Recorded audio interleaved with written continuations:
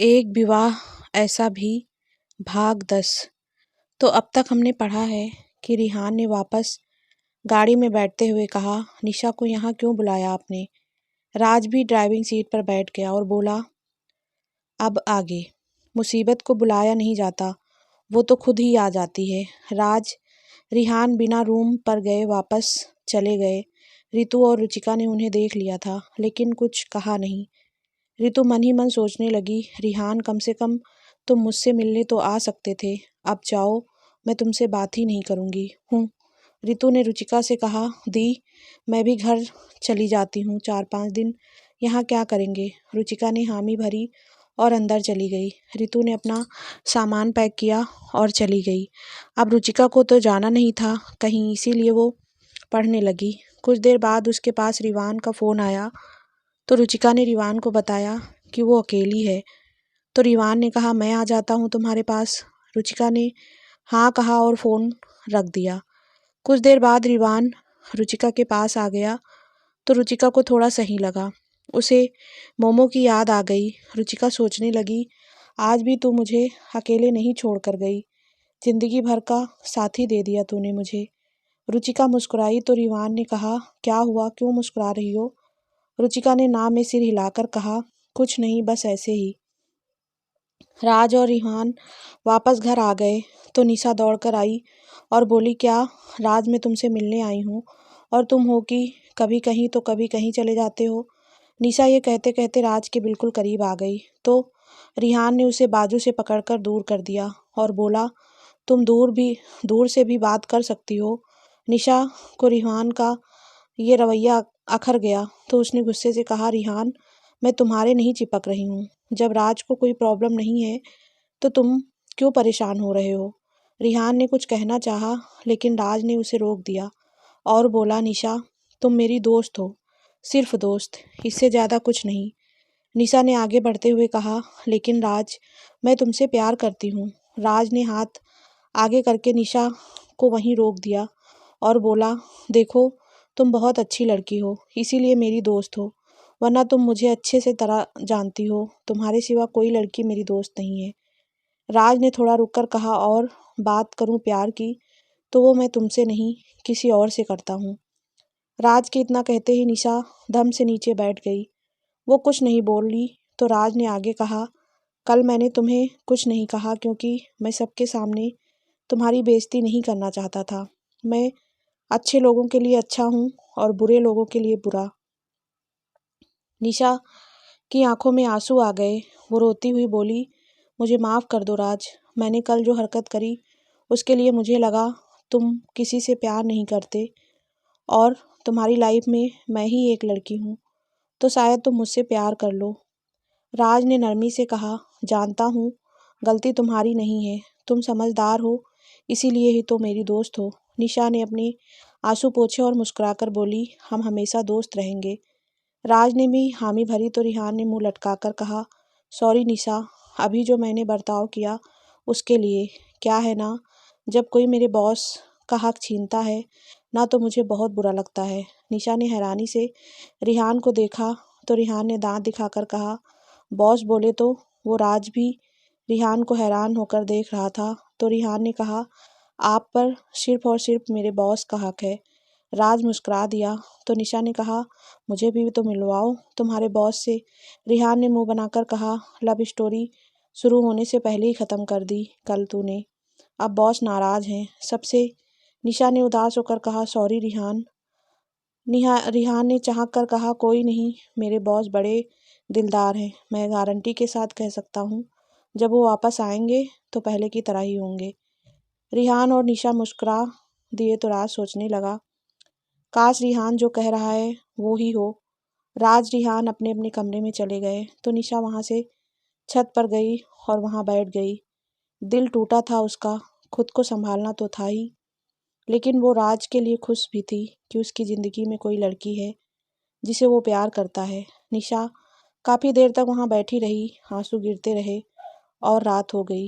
रात होने पर वो उठकर नीचे आई और नॉर्मल बातें करने लगी थी। मोमो घर आ चुकी थी। राम रात का खाना लेकर उसके कमरे में आया तो मोमो ने कहा, भैया भूख नहीं है। राम ने एक भौं उचकाई और बोला, कहीं तुझे प्यार तो नहीं हो गया? मोमो ने राम को घूर कर देखा तो राम ने हंसते हुए कहा, भाई भूख प्यास तो प्यार में ही नहीं लगती है, वरना इतना खाने वाली मोमो खाने के लिए मना कर दे, ऐसा हो सकता है क्या? मोमो ने जल्दी से राम के हाथ से प्लेट ली और खाने लगी। राम मुस्कुराकर सोचने लगा, प्यार तो तुझे हो गया है मेरी प्यारी बहना, तू बता या ना बता, एक न एक दिन तू खुद ही कहेगी कि तुझे प्यार हो गया है। मोमो ने खाना खत्म करके प्लेट राम के हाथ में थमा दी और बोली, प्यार वार कुछ नहीं हुआ मुझे। राम ने प्लेट साइड में रखी और बोला, तो तू सबसे नाराज क्यों है? और जब वो लड़की राज के पास आई तो तू वहां से आ क्यों गई? मोमो ने आंख फाड़कर राम को देखा और बोली, आपको कैसे पता? राम ने हंसकर कहा, तेरे बारे में सब पता होता है, सबने तेरी खबर दे दी मुझे। मोमो राम की गोद में लेट गई और बोली, सबके सब मुझे उस खड़ूस के पास छोड़ गए, वो खड़ूस ही नहीं झूठा भी है, कहता है कोई लड़की नहीं है उसकी गर्लफ्रेंड हूँ, नहीं बताना था तो ना बताना, झूठ भी क्यों बोल रहा? राम मोमो को सुन रहा था।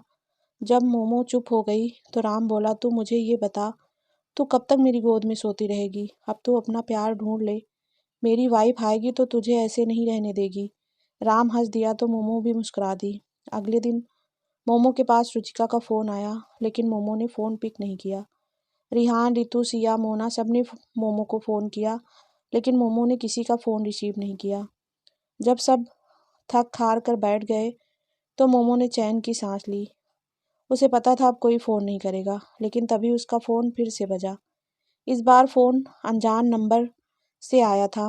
मोमो सोच में पड़ गई, उठाऊं कि ना उठाऊं। फ़ोन कट गया तो मोमो ने उसे इग्नोर किया और जाने लगी तो फिर फ़ोन बजा। वही नंबर था। मोमो ने फ़ोन पिक करके कान के पास लगा लिया, लेकिन बोली नहीं। सामने वाला भी कुछ नहीं बोला तो मोमो ने गुस्से से कहा, कौन है बे? सामने से आवाज़ आई, मुझे नहीं पता था तुम गाली भी देती हो। मोमो को कब और गुस्सा आ गया तो वो बोली, है कौन तू? सामने से फिर शांत लहजे में रिप्लाई आया, राज, खड़ूस, तुम्हारा खड़ूस। नहीं, मोमो का पारा अब हाई हो चुका था। वो बोली, तुम खड़ूस ही नहीं, झूठे भी हो। अब फ़ोन मत करना वरना मैं फ़ोन को ही फोड़ दूंगी। मोमो ने फ़ोन रख दिया तो सब राज को आंखें फाड़ कर देखने लगे। हुआ यूं कि जब सब मोमो को फ़ोन लगाकर थक चुके थे तो सबने राज को फ़ोन करने को कहा, क्योंकि मोमो के पास राज का नंबर नहीं था और वो अननोन नंबर ज़रूर पिक करती है। इसीलिए राज ने फ़ोन स्पीकर पर रखा था और सब सुन रहे थे।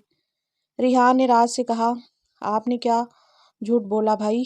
राज ने निशा की ओर देखकर कहा, यही कि मेरी कोई गर्लफ्रेंड नहीं है।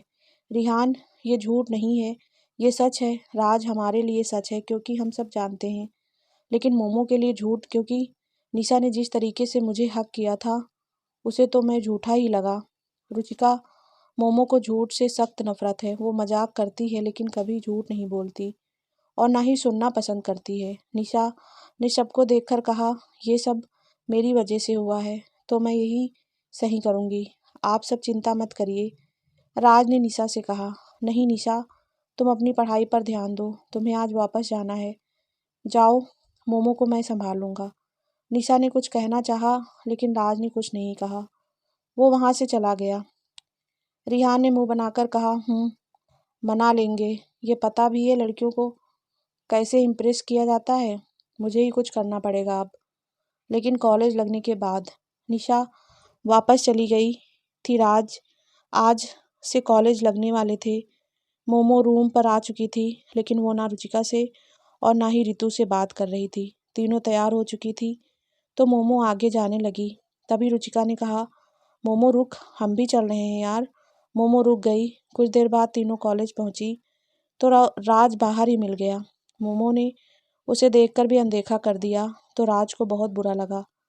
कॉलेज के अंदर आते ही रिहान दौड़ता हुआ उसके पास आया और खुशी से बोला, बॉस, मैंने फुल मार्क्स मिले हैं। मोमो ने ये सुना तो उसकी आंखें चमक गईं और बोली, सच? रिहान ने उसे रिपोर्ट कार्ड दिखाया तो मोमो ने उसके कंधे पर हाथ रखकर खुशी से कहा, दिल खुश कर दिया आज तो तुमने। मोमो अंदर आ गई और खुद का रिजल्ट देखने लगी तो वो खुशी से उछल पड़ी। उसके भी सबसे ज़्यादा नंबर थे। सबने अपना रिजल्ट देखा।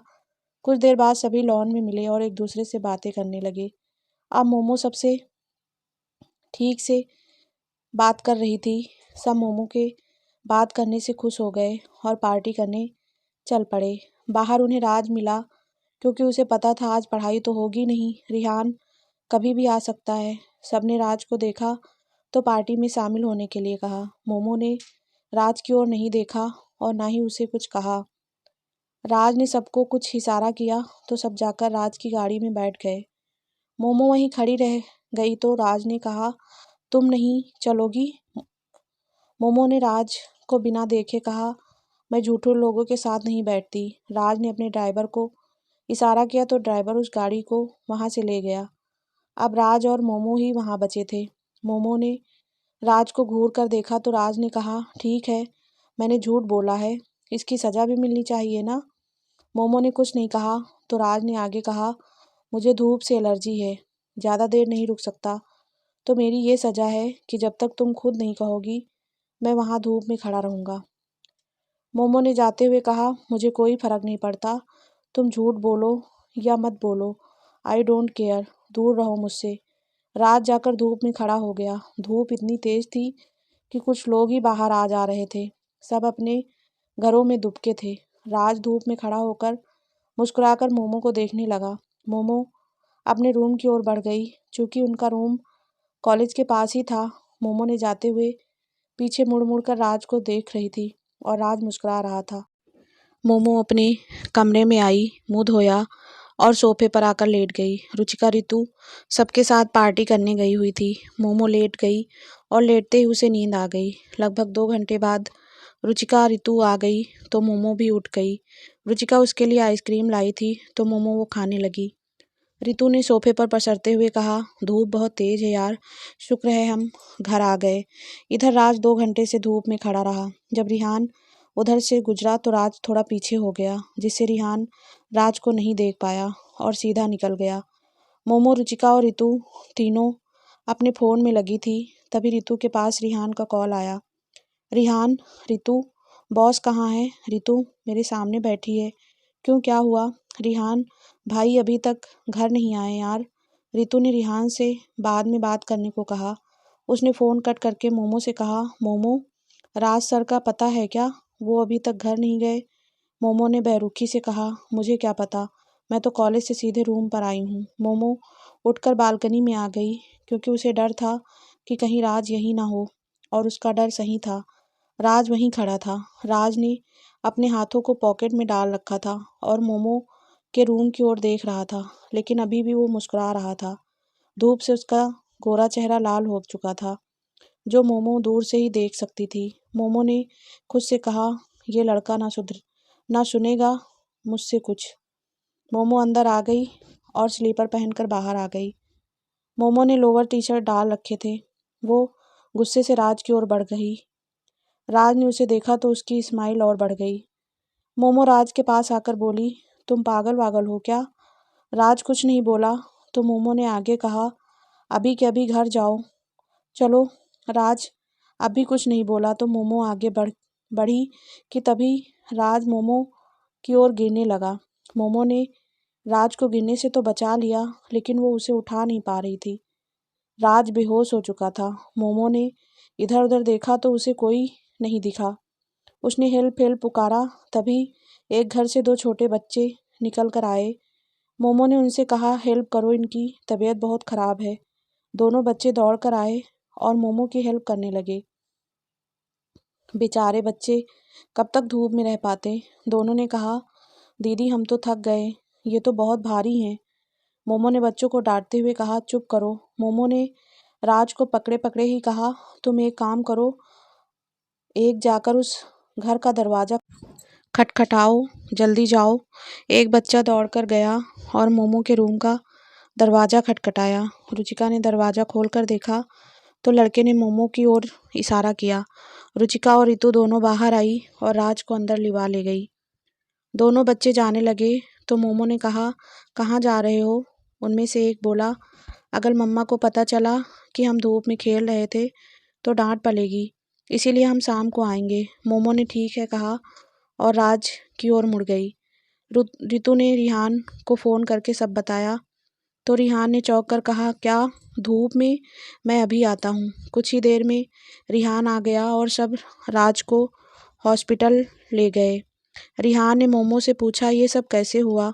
तो मोमो ने शुरू से आखिरी तक सब बता दिया। रिहान ने अपना माथा पीट लिया और बोला, उन्हें धूप से एलर्जी है और सच कहूँ बॉस, मेरे भाई कभी झूठ नहीं बोलते।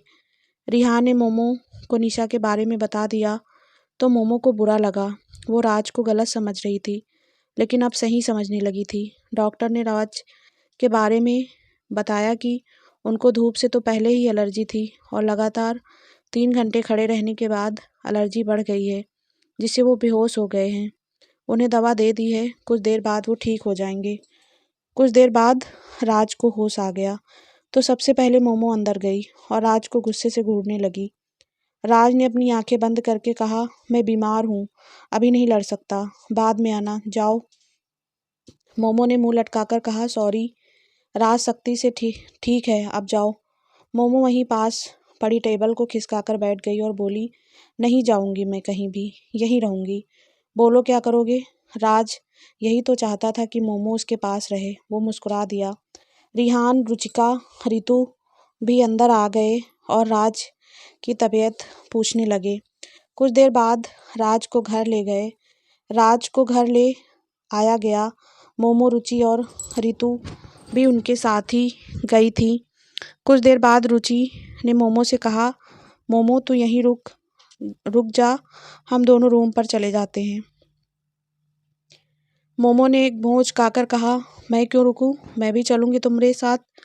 रुचिका ने थोड़ी नौटंकी करते हुए कहा, तू यहीं रहेगी क्योंकि ये सब तेरी वजह से हुआ है।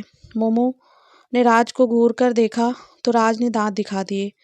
रुचिका ने जाते हुए कहा, और हाँ, कल रिहान के साथ कॉलेज आ जाना। मोमो ने किसी छोटे बच्चे की तरह मुंडी हिला दी। रिहान ने खुश होकर कहा, वाओ, आज बॉस हमारे साथ ही रहेंगी। मोमो रिहान को देखकर मुस्कुरा दी, लेकिन राज की ओर देखकर मुंह बना दिया। राज तो खुश था। मोमो को पास पाकर रिहान और मोमो बाहर चले गए तो राज ने भरत को कॉल किया और मोमो के यहाँ होने के बारे में बताया। भरत ने राज से कहा, वो खुश रहनी चाहिए और खुश भी है, जहाँ भी रहे बस सही सलामत रहे और मुझे तुम पर पूरा भरोसा है। राज ने भरत से कुछ देर बात करी और फिर फ़ोन रख दिया। वो बाहर जाने के लिए उठा ही था कि रिहान और मोमो फिर से आ गए। इस बार दोनों अपने साथ एक गेम लेकर आए थे, कैरम। मोमो बिना रुके राज के बेड पर चढ़ गई और कैरम को बीच में रख दिया। उसने राज को घूर कर देखा और बोली, आज कहीं नहीं जाना, हमारे साथ बैठकर कैरम खेलो, चलो। राज ने आँख फाड़ते हुए कहा, मेरे पास इन सब चीज़ों के लिए टाइम नहीं है। अब मोमो उठ गई और अपने दोनों हाथों को कमर पर रखकर थोड़ा झुककर बोली, और वहाँ धूप में खड़े होने का तुम्हारे पास टाइम था, है ना? राज चुप हो गया तो मोमो ने कहा, फालतू टाइम हमारे पास भी नहीं है, चलो बैठो इधर। रिहान उन दोनों की बहसबाजी सुनकर मुंह दबाकर हंसे जा रहा था। राज बैठ गया तो मोमो ने कहा, रिहान गेम शुरू किया जाए। रिहान ने तुरंत कहा, यस बॉस। राज ने कैरम में रिहान और मोमो दोनों को हरा दिया तो मोमो ने हंसते हुए कहा, इसमें कौन सी बड़ी बात है, इस बार तुम हार जाओगे। राज ने मोमो से कहा, चैलेंज। मोमो ने झट कहा, चैलेंज। एक बार फिर गेम शुरू हुआ, लेकिन ये क्या, इस बार राज हारने लगा था और मोमो रिहान दोनों जीतने लगे थे। राज को कुछ समझ नहीं आया तो उसने दोनों को ध्यान से देखना शुरू किया। जब मोमो चलती तो रिहान एक कॉइन को उठाकर अपने पास रख लेता और जब रिहान चलता तो मोमो रख लेती। अब राज को समझ आ गया था कि वो दोनों कैसे जीत रहे हैं, लेकिन अब वो कुछ नहीं कर सकता था क्योंकि अब क्वीन बची थी और वो भी मोमो ले गई। मोमो ने अकड़ते हुए कहा, देखा, मैंने कहा था ना कि हम ही जीतेंगे। राज उठ गया और बोला, चीटिंग करके तो हर कोई जीत सकता है, तुम दोनों एक जैसे हो, चीटिंगबाज। मोमो भी उठ गई और कमर पर हाथ रखकर बोली, कोई प्रूफ है तुम्हारे पास? राज के पास कोई प्रूफ नहीं था तो मुंह बनाकर चला गया। मोमो ने रिहान को हाई फाई दिया और दोनों हंसने लगे। रिहान ने हंसते हुए कहा, ऐसे तो हम भाई को कभी नहीं हरा पाते। ही। राज दरवाजे पर खड़ा होकर उन दोनों को घूर रहा था तो दोनों चुप हो गए और सिर झुकाकर एक दूसरे को तिरछी नज़र से देखकर खीखी करने लगे। राज ने दोनों को देखा तो मुस्कुरा दिया और चला गया। राज ठीक हो गया था तो राज ने रिहान के साथ साथ मोमो को भी कॉलेज छोड़ा और अपने ऑफिस में आ गया। सब सही चल रहा था। मोमो और राज की कभी मुलाकात हो जाती तो राज मुस्कुरा देता, लेकिन मोमो कोई रिएक्ट नहीं करती तो राज फिर से मुस्कुरा कर रह जाता। 5-7 दिन बाद आज मोमो जल्दी ही सो गई थी। लगभग 11:30 बजे उसकी आँख खुल गई। मोमो बैठ गई और घड़ी की ओर देखा तो अभी 11:30 ही हो रहे थे। मोमो ने खुद से कहा, मुझे तो लगा सुबह हो गई, मतलब अभी और सोना है। वो लेटने लगी तो उसने साइड में देखा, ना तो रुचिका उसके पास थी और ना ही रितु। मोमो उठकर बाहर आई तो यहाँ भी कोई नहीं था। उसने दूसरे कमरे में झांक कर देखा, ये भी खाली था। मोमो सोच में पड़ गई थी, इतनी रात में ये दोनों कहाँ जा सकती हैं। मोमो ने रितु को फ़ोन किया तो रितु ने फ़ोन पिक नहीं किया। अब मोमो को टेंशन होने लगी तो उसने रुचिका को फ़ोन लगाया। रुचिका ने फ़ोन उठाया तो मोमो उस पर गुस्सा करते हुए बोली, कभी मुझे बताकर भी चली जाया करो। रुचिका ने रोते हुए कहा, मोमो बाद में डांट लेना प्लीज़, हेल्प अस। मोमो ने जल्दी से कहा, ठीक है, कहाँ हो तुम दोनों। रुचिका राज के घर की तरफ जाते हैं तब एक खूबसूरत सा बंगला आता है, हम दोनों वहाँ खड़े हैं। बहुत डर लग रहा है, मोमो प्लीज़ आजा। मोमो ने डरते हुए कहा, ठीक है, तुम दोनों वहीं रुको, मैं आती हूँ। मोमो ने जल्दी से कपड़े चेंज किए क्योंकि उसने शॉर्ट्स पहन रखे थे। अब उसने लेगी कुर्ता डाल लिया और उस पर दुपट्टा भी। मोमो ने चलते चलते राज, भरत, रिहान, राम सबको कॉल किया लेकिन किसी ने पिक नहीं किया। मोमो ने खुद से कहा, लगता है मैं बहुत बड़ी मुसीबत में फंसने वाली हूँ, लेकिन क्या करूँ, जाना तो पड़ेगा ही। रात में सुनसान सड़क पर मोमो जल्दी जल्दी अकेले चले जा रही थी। तभी उसे लगा मानो कोई उसका पीछा कर रहा हो। उसने मुड़कर देखा लेकिन वहाँ कोई नहीं था। मोमो अब और जल्दी चलने लगी और 15 मिनट में उस बंगले के बाहर पहुँच गई थी। मोमो ने इधर उधर देखा तो रुचिका, रितु वहाँ नहीं थी। अब मोमो को और टेंशन होने लगी थी। उसने रुचिका को कॉल किया तो जल्दी से रुचिका ने फ़ोन उठा लिया। मोमो, कहाँ हो तुम लोग। रुचिका, वो हमें डर लग रहा था तो हम दोनों इस बंगले के अंदर आ गए, तू भी आजा, देख कितना अच्छा है ये। मोमो गुस्से से, तुम दोनों अभी के अभी बाहर आओ। रुचिका ने बिना कुछ कहे फ़ोन कट कर दिया तो मोमो बंगले की ओर बढ़ गई। उसने देखा एक बड़ा सा दरवाज़ा था जो थोड़ा सा खुला हुआ था। मोमो धीरे धीरे उसके पास आई और उसके अंदर आ गई। अंदर बहुत ज़्यादा अंधेरा था। मोमो ने फ़ोन की टॉर्च जलाई और रुचिका को बुलाने लगी, लेकिन सामने से कोई आवाज़ नहीं आई तो मोमो और आगे बढ़ गई।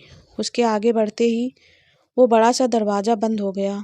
मोमो की तो जान हलक में आ गई। काफ़ी देर मोमो बुत बनी वहीं खड़ी रही। अचानक से बंगले की सभी लाइट्स ऑन हो गई तो मोमो की आंखें बंद हो गई। उसने धीरे धीरे अपनी आंखें खोली तो सामने सब खड़े थे और बंगले को बहुत खूबसूरती तरीके से सजाया गया था। सब एक साथ चिल्लाए, हैप्पी बर्थडे मोमो।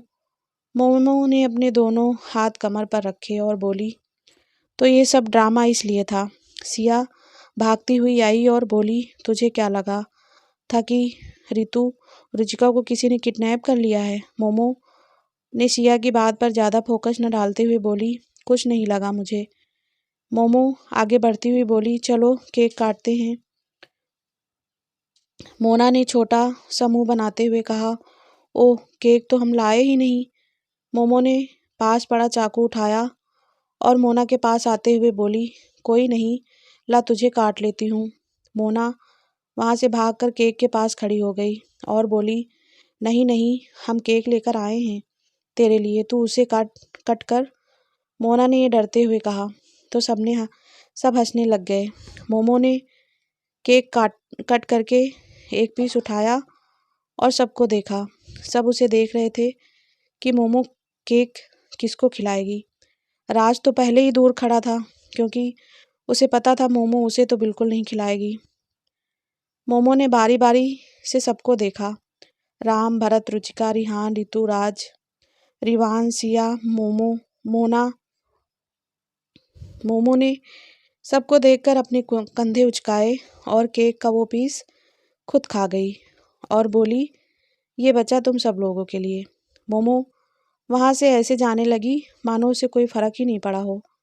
सबने उदास नज़रों से मोमो को देखा, लेकिन राज अब भी उसकी इस अदा पर मुस्कुरा दिया।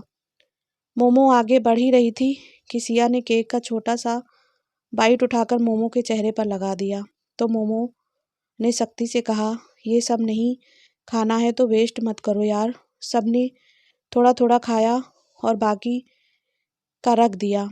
भरत ने कहा, मोमो मैं और राम घर जा रहे हैं, तू चलना चाहेगी?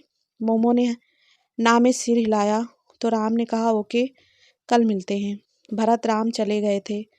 राज, रिहान और इवान उन सबके साथ बाहर तक जाने लगे तो मोमो ने कहा, रिहान ये बंगला किसका है? रिहान ने राज की ओर देखकर कहा, मेरे भाई का। मोमो ने मुंह बनाकर कहा, क्यों, तुम्हारा नहीं है क्या? रिहान मुस्कुरा दिया और बाहर चला गया। मोमो किचन की ओर बढ़ गई और अंदर से एक कोल्ड ड्रिंक ले आई। मोमो आते हुए बोली, कोल्ड ड्रिंक पीनी है क्या तुम सबको? सबने हामी भरी तो मोमो ने 5 गिलास में डालकर सबको पकड़ा दी। सबने एक बार में ही गिलास खाली कर दिया। रिहान भी वहाँ आ गया तो मोमो ने उसे भी एक गिलास पकड़ा दिया। रिहान जैसे ही मुंह के पास लाया, उसकी आंखें बड़ी हो गई। उसने सबके गिलास देखे जो खाली रखे हुए थे। रिहान ने खुद से ही कहा, अब शुरू होगा गर्ल्स ड्रामा। राज सबके पास आया तो सारी लड़कियां हंस हंस कर जोर जोर से एक दूसरे से बात कर रही थी। राज ने रिहान से कहा, इन सबको क्या हुआ है? रिहान ने आंख तैरते हुए कहा, इन सब ने वोडका पी ली है जो कोल्ड ड्रिंक में मिला के रखी थी। इन सब ने एक एक गिलास चढ़ा ली। राज ने ये सुनकर अपना माथा पीट लिया। मोमो खड़ी हुई और बोली, डीजे बजाओ रे, मुझे नाचना है। उसके साथ साथ सभी उठ गई और डीजे चलाने के लिए कहने लगे। राज ने वहाँ रखा डेक चला दिया तो सभी वहाँ नाचने लगी। राज, रिहान और इवान तीनों अपने चेहरों को हाथों पर रखकर उन्हें देखने लगे। काफ़ी देर तक सभी लड़कियां नाचती रही और जब थक गई तो लड़कों के पास आकर बैठ गई। राज ने उन सबको देखकर कहा, अब इन सबको रूम पर नहीं छोड़ सकते, यहाँ रूम में सुला देते हैं। रिहान और इवान रितु और रुचिका को अंदर ले गए। उनके साथ साथ सिया और मोना खुद ही चल पड़ी थी, लेकिन मोमो अभी वहीं बैठी थी तो राज ने उसे उठने को कहा। मोमो नहीं उठी। राज झुककर उसे उठाने लगा तो मोमो ने झट से ऊपर चेहरा करके बोली, मुझे कहीं नहीं जाना, तुम सब जाओ यहाँ से। रिहान और इवान बाहर आ गए तो राज ने उन्हें घर जाने के लिए कह दिया। दोनों बिना कुछ बोले वहाँ से चले गए। अब राज मोमो के पास बैठ गया और बोला, तुम्हें सोना नहीं है क्या?